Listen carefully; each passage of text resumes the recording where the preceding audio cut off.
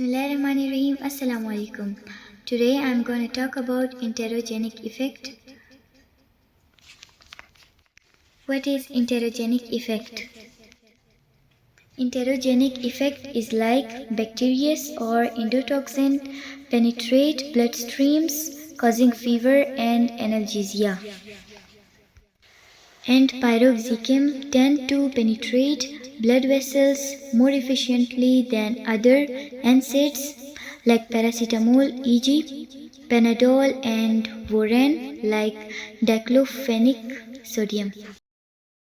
So piroxicam like Brexin tablet is given to patients to reduce bacterial-induced fever or analgesia. And piroxicam in this case showing enterogenic effects, then tablet like Panadol or Voran which have no enterogenic effects efficiently as do the piroxicam do.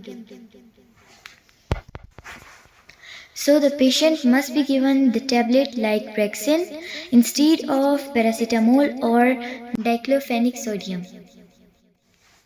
Thanks for watching. Like and subscribe for more medical informative videos.